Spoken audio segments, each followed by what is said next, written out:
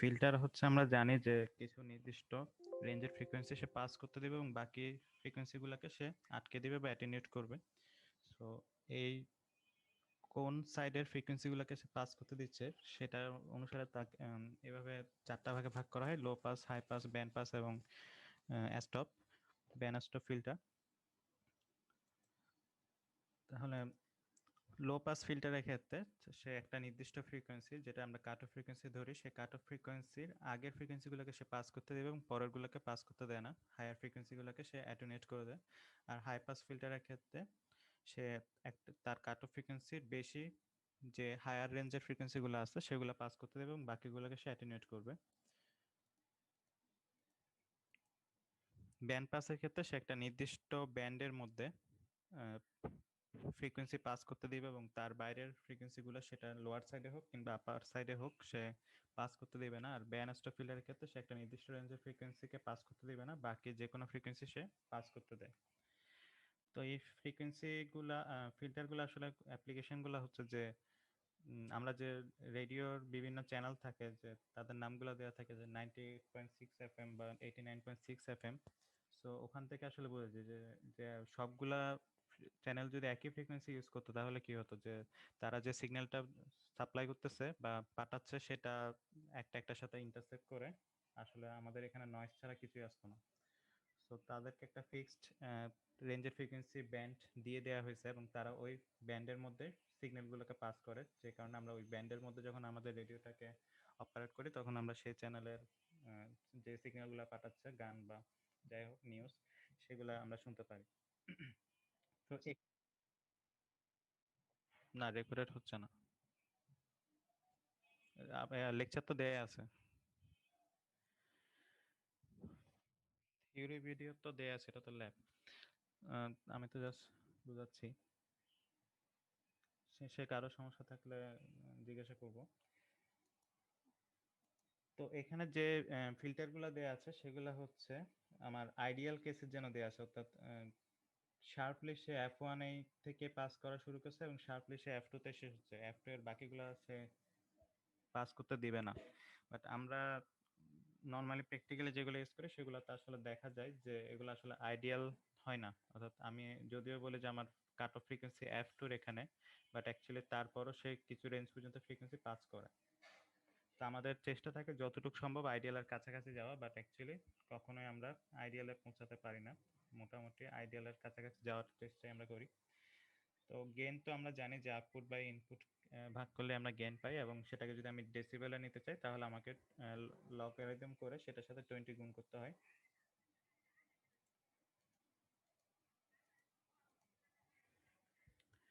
আর আমরা যে cut off ফ্রিকোয়েন্সিটা পাই সেটা হচ্ছে আমার যে ম্যাক্সিমাম ভ্যালু, সেই ম্যাক্সিমাম ভ্যালুর 0.707 টাইমস করলে সেখানে আমরা কাট অফ ফ্রিকোয়েন্সিটা পাই, এবং সেটা যদি আমরা এটা আসতেছে আমাদের হাফ হাফ পাওয়ার থেকে। অর্থাৎ আমরা যদি পি সমান ভি স্কয়ার বাই আর করি এবং সেখান থেকে যদি হাফ করি, সো ভি বাই 2 করলে যেহেতু স্কোয়ার আছে, সো আমি যদি স্কোয়ারটা বাদ দিই √2 চলে আসে। তার মানে √2 হচ্ছে 1/√2 আসে, 1/√2 হচ্ছে 0.707। সো 0.707 অফ ম্যাক্সিমাম ভ্যালুতে আমি হাফ পাওয়ার পাই। সো এটাকে কাট অফ ফ্রিকোয়েন্সি বলে বা হাফ পাওয়ার ফ্রিকোয়েন্সিও বলে। এবং আমি যদি সেটা ডেসিবেলে নিই তাহলে যে 20 log V out by V ইনপুটে যদি আমি একটা একটা হাফ করি, সো সেখানে আমি এটা পাই -3 dB পাই। আচ্ছা, অ্যাক্টিভ ফিল্টার আর প্যাসিভ ফিল্টার হচ্ছে, প্যাসিভ ফিল্টার হচ্ছে আমাদের যে প্যাসিভ এলিমেন্টগুলো ইউজ করলে সেটাই হচ্ছে শুধু প্যাসিভ ফিল্টার। আর আমি যদি কোনো অ্যাক্টিভ এলিমেন্ট ইউজ করি যেমন অপ অ্যাম্প বা বিজেটি, সেগুলো ইউজ করলে সেটা হচ্ছে আমার অ্যাক্টিভ ফিল্টার। সো অ্যাক্টিভ আর প্যাসিভ ফিল্টারের পার্থক্যগুলো আমরা অ্যাক্টিভ আর প্যাসিভ কম্পোনেন্ট থেকেই বলতে পারি। আর আরেকটা জিনিস হলো যে আমাদের প্যাসিভ ফিল্টারের গেইনটা হতে পারে ম্যাক্সিমাম 1। আর যেহেতু আমরা অলরেডি অপ অ্যাম্পের এক্সপেরিমেন্ট করছি এবং আমরা সেখানে অ্যাম্পলিফায়ার হিসেবে ইউজ করছি, সেক্ষেত্রে যদি আমরা অ্যাম্পলিফায়ার ইউজ করে একটা ফিল্টার ডিজাইন করি সেক্ষেত্রে আমি আমার গেইনটাকে 1-এর থেকেও বেশি বাড়াতে পারবো। এবং আমরা অপ অ্যাম্পে বাফার সার্কিটও দেখছি যেটা আমার আইসোলেশন প্রোভাইড করে। সো এটা ফিল্টারটা আইসোলেশনও প্রোভাইড করবে। সো এটাই হচ্ছে তার বেনিফিট।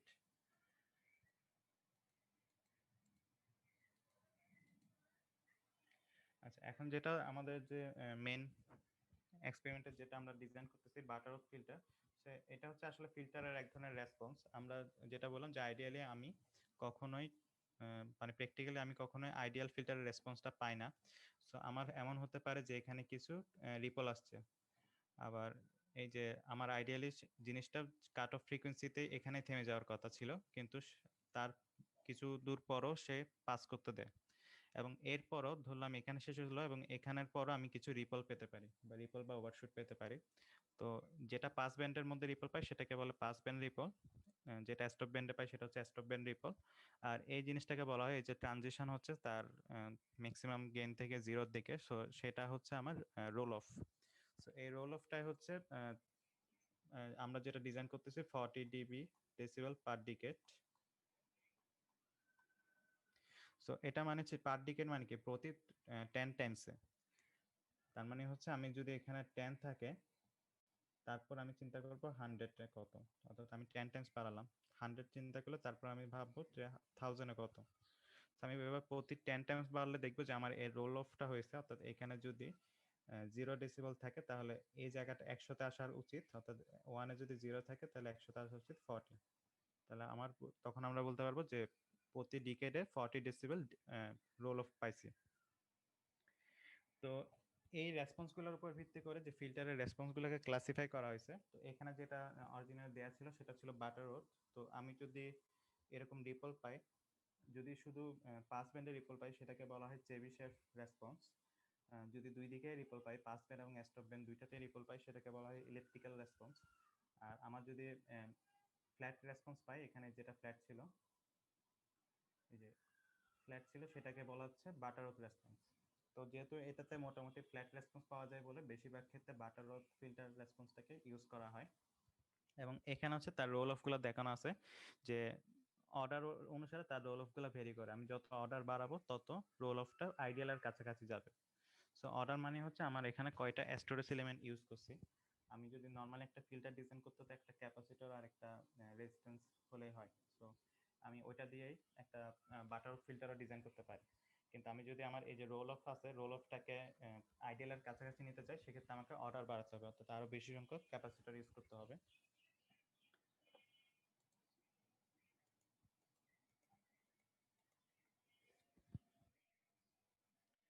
তো এটা হচ্ছে আমার একটা ফার্স্ট অর্ডার ফিল্টার। এখানে শুধুমাত্র আমরা একটা স্টোরেজ এলিমেন্ট ক্যাপাসিটর ইউজ করছি, আর এখানে হচ্ছে দুইটা স্টোরেজ এলিমেন্ট ইউজ হচ্ছে। সো এটা হচ্ছে একটা সেকেন্ড অর্ডার ফিল্টার।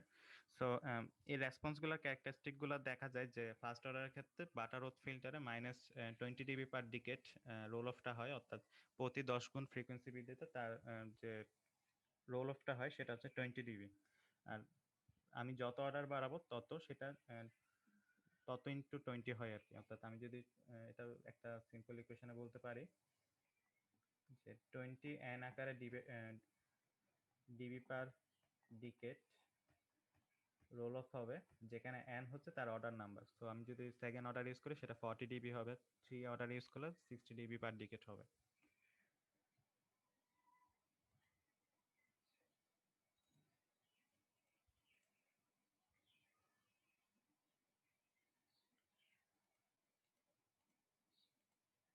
আচ্ছা, তাহলে ডিজাইনের জন্য আমরা যেটা করব যে আমাদের যে কাট অফ ফ্রিকোয়েন্সি সেটা আমরা চুজ করে নিতে পারি যে আমরা কত কাট অফ ফ্রিকোয়েন্সি চাচ্ছি।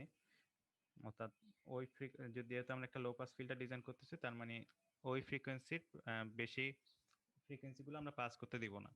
সো আমরা একটা সেটা আমাদের ধরলাম আমরা একটা সিস্টেমের জন্য ডিজাইন করতেছি, সো সেখানে আমার এফসি জানা থাকবে, সেই এফসি অনুসারে আমাকে বাকি ভ্যালুগুলো ডিটারমাইন করতে হবে। তো আমি এরপর একটা C1 যে ক্যাপাসিটর আছে সেটার ভ্যালু চুজ করব 100 পিকোফ্যারাড বা 1.1 মাইক্রোফ্যারাডের মধ্যে, এবং C2 নিব আমার 2C1, অর্থাৎ এখানে যে ক্যাপাসিটরটা নিব তার দ্বিগুণ ভ্যালু আমি ক্যাপাসিটরটা নিব। আর আমার কাট অফ ফ্রিকোয়েন্সি ইকুয়েশনটা আছে এফসি সমান 1/2π√2 আর C1। আমরা জেনারেলি জানি যে আমার কাট অফ ফ্রিকোয়েন্সির ইকুয়েশনটা হচ্ছে 1/2π/RC অ্যাকচুয়ালি। তো যখন আমরা সেকেন্ড অর্ডার ইউজ করি এটা হয়ে যায় অনেকটা এরকম যে 1/2π।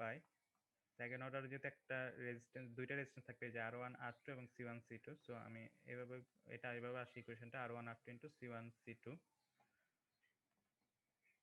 So R1 equal to R এবং R2 ইকুয়াল টু আর, অর্থাৎ দুইটা যদি একই হয় সো রুটের ভিতরে এটা হয়ে যাচ্ছে R²। সো আমি সেটা বাইরে নিয়ে আসতে পারি।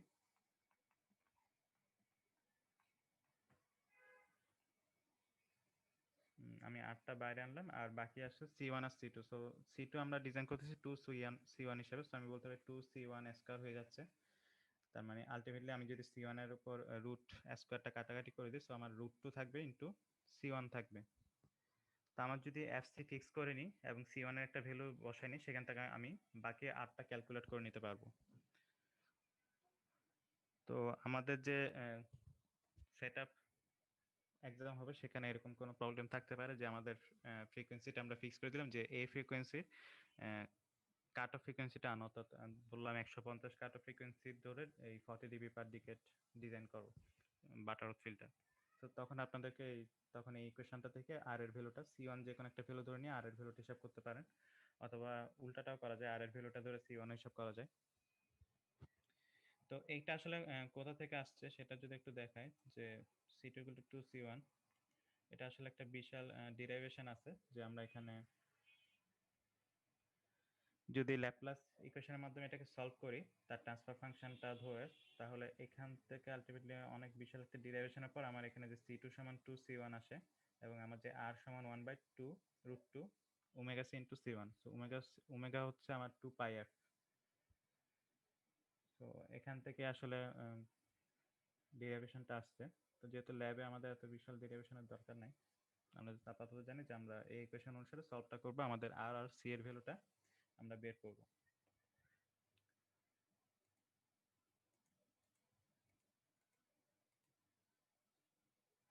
আচ্ছা, তাহলে আমাদের যেটা কাজ করতে হবে যে রোল অফটা আমরা বের করব কিভাবে, যেহেতু আমরা পার ডিকেট বলতেছি, তো আমরা 10 টাইমস একটা ফ্রিকোয়েন্সি নেব এবং তার 10 টাইমস আর একটা ফ্রিকোয়েন্সি নেব। সো এই যে দুইটা, প্রথমে একটা F1 ধরলাম এবং তারপরে F2 ধরবো, যে F1 যা ধরেছে তার 10 টাইমস। তো আমি যদি 100 একটা ফ্রিকোয়েন্সি থেকে গেইন বের করি এবং তার 10 গুণ পর অর্থাৎ 1000-এ গিয়ে তার গেইনটা বের করি, সেই গেইন দুইটার মধ্যে কত ডেসিবেল ইউনিটে নিয়ে গিয়ে কত পার্থক্য হয়েছে সেটা বের করব, এবং সেখান থেকে দেখব যে আমার যেহেতু আমরা একটা 40 dB পার ডিকেট ফিল্টার ডিজাইন করতেছি, তো আমাদের সেই রোল অফটা 40 dB আসছে কিনা সেটাই আমাদের চেক করতে হবে।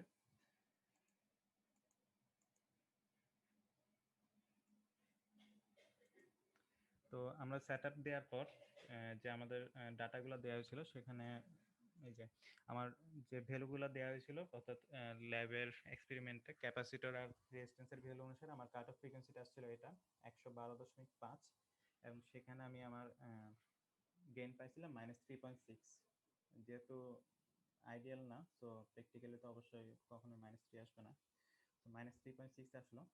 এবং এর 10 গুণ পর, অর্থাৎ আমরা ফ্রিকোয়েন্সি ইনক্রিজ করে করে তার ইনপুট ফ্রিকোয়েন্সি এবং আউটপুট ফ্রিকোয়েন্সিগুলো ডাটা কালেক্ট করবো, এবং সেখানে এই ইকুয়েশনটা দিয়ে তার গেইনটা বের করবো, ডেসিবেল ইউনিটে গেইনটা বের করবো, এবং এফসিতে আমরা পাইলাম -3.6 কাট অফ ফ্রিকোয়েন্সিতে, এবং তার 10 গুণ পর অর্থাৎ 112.5-এর 10 গুণ হচ্ছে 1125। সো এই ফ্রিকোয়েন্সিতে আমার দেখা যাচ্ছে যে গেইন আসছে -41.32। সো ডিফারেন্সটা হচ্ছে অ্যাবাউট 38। সো আমি 40 dB পার ডিকেট একটা ফিল্টার ডিজাইন করতেছি এবং আমার মোটামুটি কাছাকাছি আসছে 38, রোল অফটা আসছে 38 ডেসিবেল পার ডিকেট। তো এটাই এই ল্যাবের কাজ। আর আপনাদের এরপর যে সিমুলেশন ভিডিও দেয়া আছে, তো সিমুলেশনের সময় একই কাজ তাই করতে হবে, যে এখানে আমাদের যে ভ্যালুগুলো দেওয়া আছে ইচ্ছা মতো ভ্যালু নেওয়া যায়, অর্থাৎ আমাদের যে কাট অফ ফ্রিকোয়েন্সি যেটা আনতে চান সেটা অনুসারে আর এবং সি এর ভ্যালু, অর্থাৎ যে কোনো একটা ফিক্স করে নেবেন। C1ও করতে পারেন, আরও করতে পারেন। যদি C1 করেন তাহলে বাকি ফ্রিকোয়েন্সি ওই ইকুয়েশনটা থেকে এফসি সমান 1/2π√2 ইন্টু C1, সেখান থেকে আর এর ভ্যালুটা বের করা যায়, অথবা আর ধরে নিলে C1 বের করা যায়। তারপর আমি C1 সমান ধরবো, আমার C2 সমান ধরবো 2C1, এখানে C1 যা আছে তার দ্বিগুণ এখানে ধরবো। এরপর আমি আমার আউটপুট আর যেহেতু ফ্রিকোয়েন্সির সাথে অ্যানালাইসিস করতে হবে, তো আমার যে সিমুলেশন প্রোফাইল সেখানে এসি অ্যানালাইসিস দিতে হবে। তো এসি অ্যানালাইসিস দিয়ে আমি আমার ফ্রিকোয়েন্সি রেঞ্জটা সিলেক্ট করে দিব, সেই ফ্রিকোয়েন্সি রেঞ্জটা সিলেক্ট করে দিয়ে সেখানে আমি আমার ফ্রিকোয়েন্সি রেসপন্সটা দেখব, এবং একটা -3 dB পয়েন্টে আমার একটা লাইন টেনে সেখান থেকে আমি আমার কাট অফ ফ্রিকোয়েন্সিগুলো বের করব,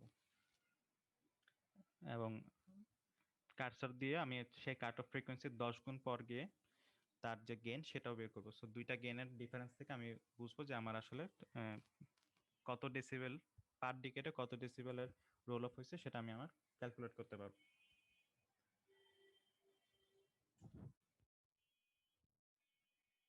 তো এটাই ছিল এই এক্সপেরিমেন্টের কাজ। এখন কারো কোশ্চেন থাকলে করতে পারেন।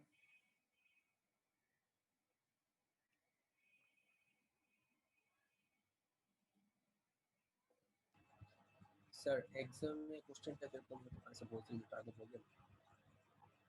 এক্সামে হতে পারে যে আপনাদেরকে যে কাট অফ ফ্রিকোয়েন্সিটা বলে দিল যে একটা 40 DB per decade butter filter design করো যার কাট অফ ফ্রিকোয়েন্সি হচ্ছে 200 হার্টজ। তাহলে এই যে আমরা ডিজাইন প্রসেসটা করলাম,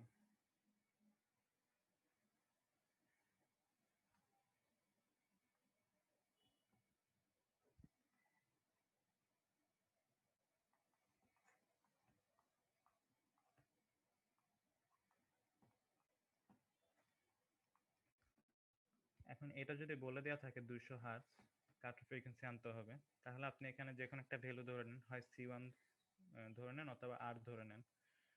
তাহলে যদি আর ধরে নেন, ধরেন আপনি 10 কিলো ধরে নিছেন। সো এই ইকুয়েশনটা থেকে আপনি C1 এর ভ্যালুটা বের করতে পারবেন। অথবা আপনি C1 ধরেন 0.1 মাইক্রোফ্যারাড ধরে নিছেন, তাহলে সেখান থেকে আপনি আর এর ভ্যালুটা বের করতে পারবেন। তো এরপর বাকিটা ওই সিমুলেশনে যে প্যারামিটারগুলো থাকবে সেটা ওই অনুসারে বসাতে হবে। আপনি আর যা ধরছেন সেটা এখানে বসাবেন, C1 যা বের হয়েছে সেটা এখানে বসাবেন, C2 সমান 2C1 হয়ে যাবে। অর্থাৎ C1 যা ধরবেন এখানে তার দ্বিগুণ ধরবেন। তো ওই অনুসারে ডিজাইনটা করতে হবে আর কি। কম্বাইন দেওয়া কি দেওয়া যায়? কম্বাইন কি স্যার পসিবিলিটি আছে দুটো মিলে এরকম কিছু মানে 60 ডিবি? জি স্যার এরকম কি? হ্যাঁ, 60 ডিবি আনতে হলে আমাকে এটার সাথে আবার একটা ফার্স্ট অর্ডার ফিল্টার অ্যাড করে দিতে হবে। অর্থাৎ আমি এখানে যা পাচ্ছি তার সাথে আমার এখানে যে ফার্স্ট অর্ডার ফিল্টার আছে সেটা যদি আমি অ্যাড করে দিই, তাহলে আমি আবার 60 ডিবি পাবো। এই যে এটা থেকে হচ্ছে আমি 40 ডিবি পাচ্ছি। এখন এই আউটপুটের সাথে যদি আমি আমার এটা কানেক্ট করে দিই, তাহলে আমি এটা যেহেতু একটা ফার্স্ট অর্ডার ফিল্টার, সো দুইটা মিলে একসাথে একটা থার্ড অর্ডার ফিল্টারের মতো কাজ করবে, তখন আমি 60 ডিবি পার ডিকেট পাবো।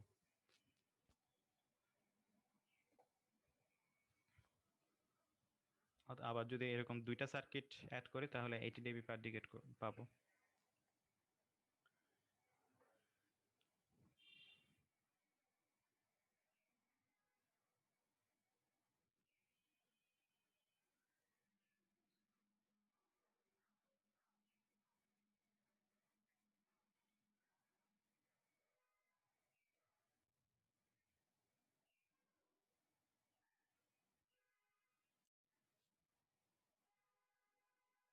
আচ্ছা, আর কারো কোয়েশ্চেন আছে?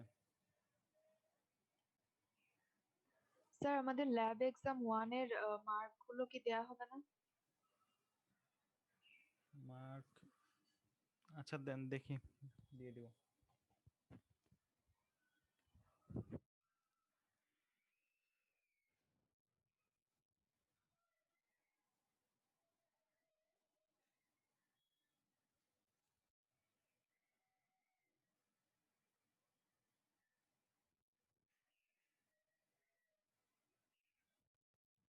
আচ্ছা, কারো কোয়েশ্চেন না থাকলে আপনারা তাহলে লিভ নিতে পারেন। আচ্ছা স্যার, স্যার আর অ্যাটেন্ডেন্স কি নিয়ে নেবেন? আমি জুম থেকে নিয়ে নিব। আচ্ছা ঠিক আছে স্যার, আসসালামু আলাইকুম। ওয়ালাইকুম আসসালামু আলাইকুম। আসসালাম। ওয়ালাইকুম আসসালাম।